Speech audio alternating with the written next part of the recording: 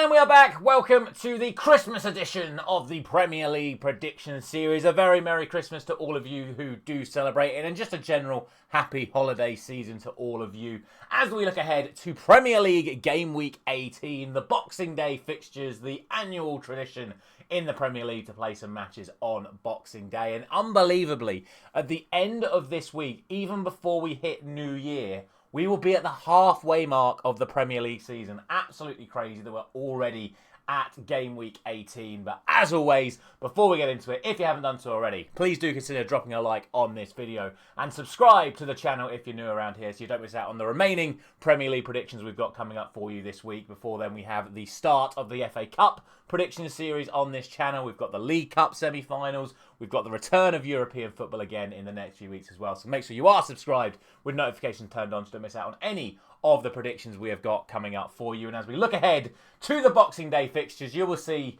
that at the weekend, we had another absolute stinker. 3 out of 10 in terms of my actual predictions for the second game week running. But we did get a correct score. We got the Aston Villa-Manchester City 2-1 result absolutely spot on, although even that was due to a last kick of the game consolation goal from Phil Foden. So, yeah, 2 really bad weeks in a row in terms of my actual predictions. But as always, as we say on the channel, the predictions are just for fun. My job here is to provide you guys with as much information as possible. So without any further ado, let's get into the 10 Boxing Day fixtures. And we do start with Manchester City in the early kickoff on Boxing Day. It is Manchester City taking on Everton. And for City, it is 3 defeats in a row in all competitions, 9 defeats in their last 12, with only one win and 2 draws making up the other fixtures. For Everton, they have got 5 clean sheets in their last 6.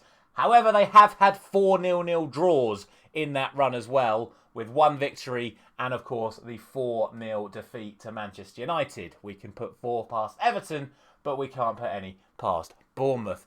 Anyway, we then look at this game and we can see that coming into this, of course, Everton arguably were a little bit lucky with their draw at the weekend, because Pickford most likely should have at least given away a penalty, probably would have been sent off if it was given as well. But it does mean that their last 2 games have been 0-0 draws against Arsenal and Chelsea, who have both been having very good seasons. City, of course, come into this off the back of the 2-1 defeat to Villa and could be without Ederson once again. And it looks like John Stones could be injured once again as well. So you add that to the missing of Ruben Diaz at the back, and it's really tough to see how Manchester City are going to get that defence organised. Everton, however, as we've just mentioned, haven't scored in 4 of their last 5 matches with those 0-0 draws. Even though they're defending well, they are really still struggling to get it going at the other end. They're going to be without Ashley Young. He is suspended, and we're going to have to wait for Sean Dyche's press conference once again, because it looks like Dwight McNeil has picked up another knock and could be missing as well. So the problem I've got with this fixture is I still can't see Everton scoring. The question will just be, can City score against the side that is the best defensive side in Europe for the last 2 months? For me, I really fail to see City not scoring at home. So I am going to give them a goal, which means I am going to go for 1-0 to Manchester City. But I genuinely believe a 0-0 is very high on the cards again. It would be 5 0-0s in 7 for Everton if it happens. But surely, against a side that City have beaten, something like 12 times in the last 15. City have beaten Everton, they're unbeaten in the last 15. So I think they're going to get the win. We'll see, because it's just going wrong for City. They need a Christmas present more than anyone. But let's move on to a lot of 3 o'clock kickoffs for you on Boxing Day. And the first of those sees a game of 5s, because it is 5th place Bournemouth, who are unbeaten in their last 5, following that victory at Old Trafford, and they're taking on a Crystal Palace side who have just conceded 5 in their last game at home to Arsenal. In terms of the injuries and suspensions coming into this, the only real difference is that Crystal Palace are going to have Munoz back from suspension, but it looks like Eberechi Eze could still be missing for them again, and we saw how big a loss he was for them against Arsenal. They really struggled to get anything going once Arsenal got themselves going themselves. And Eze is such a key player for them For Bournemouth, no new injury or suspensions concerns coming into this. Bournemouth got the result over Crystal Palace last season as well. Like I've already said, they're 5th in the Premier League table. They are absolutely flying. They are at home to a side who is languishing down near the relegation zone as things stand, despite Palace being on a relatively good run coming into that Arsenal game at the weekend. For me, surely Bournemouth are going to come out on top in this one. I am going for a 2-0 victory to the Cherries. Next up, it is the West London derby. It is 2nd place Chelsea taking on 9th place Fulham. And sadly, and from an entertainment perspective, both of these sides are coming into this match off the back of 0-0 draws. Chelsea, of course, drawing 0-0 with Everton, as we've already mentioned. Fulham drawing 0-0 at home to Southampton, which I think is quite a poor result and really annoyed me when I was so proud of myself for getting that stat in last video where I said that Fulham have scored and conceded in every single one of their home games this season, and I follow up that statement by that game being a 0-0 draw. Thank you, Fulham. Thanks for ruining the fun. Anyway, coming into this game, it is Chelsea who have won their last 3 matches against Fulham coming into this, and of course they have the home advantage and they're 2nd in the Premier League table. What I would say is that because this is a midweek fixture, okay, it's being played on a Thursday, it's still a midweek fixture. And Maresca likes to rotate his team. We see it because they're in multiple competitions. He has rotated his side for the Conference League, for the League Cup. I'm expecting to change things with the FA Cup side as well. He likes to keep the players rotated to keep them happy. So going into this game, even though it's a Premier League game, I would expect upwards of 5 or 6 changes, if not more, from Maresca coming into this. So let that play into your predictions when it comes to this, because we know how good Fulham can be on their day. As for Fulham, Kenny Tete is their latest injury, and Smith Rowe is expected to return after missing the weekend's draw with Southampton, but we will see regarding his fitness. I still expect Chelsea to win, especially with them being at home. However, with the likelihood being that they are going to make some changes, I'm not going to go with a runaway victory. I'm just going to go for a 2-1 victory to the home side. Speaking of home sides, the next side sees Newcastle taking on Aston Villa, 2 sides who have been putting in some pretty impressive home performances on in the last few weeks. Newcastle, of course, have won their last 2 matches significantly well and arguably could have won both of them by more. Aston Villa, of course, were the latest team to get victory over Manchester City with an impressive 2-1 win, which we accurately predicted.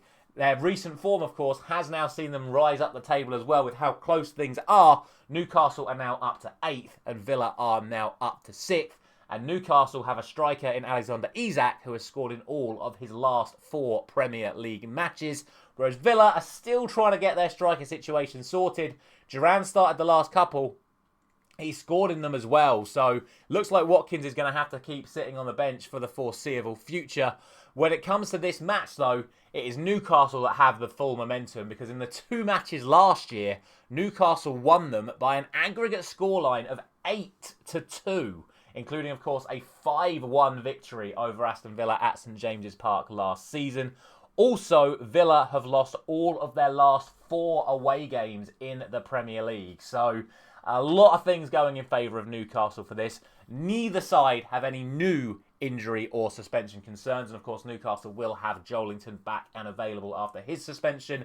So I'm going for a Newcastle win. I'm going to go for 3-1. I still expect Villa to score. But with the way Newcastle have been attacking recently, I can see them blowing Villa away once again. I'm going for a 3-1 victory. That then takes us to technically the most in-form side in the Premier League. And what I mean by that is they are the team on the longest winning run at the moment. And that is Nottingham Forest, who are now still in the Champions League positions following their victory away at Brentford, ending Brentford's incredible home run of form this season. More on them later. And they're taking on a Spurs side who in their last 3 matches have seen 21 goals occur. 3-4, 5-0, 3-6. Like, what is going on in Tottenham matches at the moment? Well, I can tell you is that their defence is absolutely all over the place because of all of the injuries, but their attack is still creating chances and scoring goals. On the flip side, Nottingham Forest, as we've just mentioned, managed to get a clean sheet in their victory at Brentford, which is a real good achievement for them. But are they going to be able to keep out a Spurs side that has Kulusevski on there who has scored in all of his last 5 matches in all competitions. Nottingham Forest are going to be without Nicolas Dominguez. He has picked up a suspension for this one, but with how good Forest are playing at the moment, 3 wins in a row against good opposition as well, with Tottenham's defence absolutely all over the place. Will Ange make changes to it? Does he even have the capacity to make changes to it? I don't know, but they look so ropey at the back that surely something has to change. Otherwise, the likes of Hudson-Odoi, Elanga, Wood, Gibbs-White, etc., Elliot Anderson, they're surely going to have another field day getting at that Spurs defence. I can see it being chaos once again. I went for a 3-3 draw for the Liverpool game, so I'm not too disappointed that it ended 3-6. But I'm going to go for chaos again here, but I'm going to go for a Forest win. I'm going to go for 4-2 to Nottingham Forest, extending their position in those Champions League spots heading towards the new year. Final game at 3 o'clock on Boxing Day then sees Southampton taking on West Ham. This will be Juric's first official game in charge. He was only allowed to be in the stands for their 0-0 draw with Fulham due to work permit issues. And for West Ham, it is now 3 games unbeaten, but back-to-back 1-1 draws. They're doing okay. Like I said, they've responded to Lopetegui's pressure, but they're not quite producing the sort of results you'd expect them to see. I'm sure the expectation from the West Ham board and the West Ham fans will be to go to Southampton and get themselves a result. But off the back of showing that Southampton can be a good defensive team when they're not constantly trying to pass it out from the back like they were under Russell Martin, it puts a little bit of extra pressure on West Ham to get the result here. And also, with Juric being in charge, with it being his first home game in charge, it could just give the fans that little bit of a lift they need to get a result that they most desperately need. They're also going to be welcoming back Jack Stevens following his second suspension of the season. And as we know, Aaron Ramsdale is now back in goal wearing his funky gloves, which, I don't know, clearly help him get through his injury because he shouldn't be back yet. For West Ham, they have also lost Lucas Paqueta due to suspension coming into this one. So, to be honest, I look at it and I don't see this one going too differently to how the Fulham game went for Southampton last weekend. Could they nick a goal against West Ham? Potentially. But, and I hate doing it, I'm going to go for back-to-back 0-0 draws for Southampton. I think it's going to be a tight affair. Maybe goes 1 goal one way or another. But to be honest, I just think this one's going to be a damp squid and it's going to be a 0-0 draw. That then takes us to the first of the late kickoffs on Thursday. It is Wolves versus Manchester United. And obviously, Manchester United come into this off the back of an embarrassing 3-0 home defeat to Bournemouth. If you want to see my post-match reaction to that, video is available on the channel. Meanwhile, Wolves, under Vitor Pereira, come into this off the back of a 3-0 away win there against Leicester. And incredibly, in his first game in charge, no goals conceded. One of the biggest issues under Gary O'Neill was Wolves were shipping goals for fun. First game in charge, no goals conceded, and they managed to continue to keep their good goal-scoring form at the other end going as well. So fair play to Vitor Pereira for that. Obviously, the big question coming into this is Matheus Cunha going to be available? I am recording this first thing in the morning on Christmas Eve, so we could get the news at some point today that he's going to be suspended, maybe even on Christmas Day. But I'm going in with the assumption that Cunha is going to be playing for Wolves. He was their man of the match again in that victory over Leicester. For Manchester United, there are no fresh injury concerns, but the hope has to be that Matthias de Ligt has got over his illness because they were so poor at the back without his organisational skills in the middle of that back three against Bournemouth. And I do fear for us once again if he's unavailable. And it's just a question of what Ruben Amorim is going to do. He's got so many options. He's got to figure out the right way of doing it. This game ended 4-3 to Manchester United last season following that absolute chaos in added time. I think it was Guedes getting themselves the goal. Was it Pedro? No, it was Pedro Neto, wasn't it? Pedro Neto got the goal, which put Wolves back to 3-3 in the 94th minute. And then Mainu with the 4-3 winner straight from kickoff. So, honestly, anything could happen here. What's really worrying is that even as a Manchester United fan, we're going up against a side in the relegation zone, and I have absolutely zero confidence that we're going to get a result in this match. So this result is with my biased hat on. I'm going for a 1-1 draw. I don't think we're going to get the result here. I think Wolves looked very good against Leicester, and I think they're more than capable of beating us here.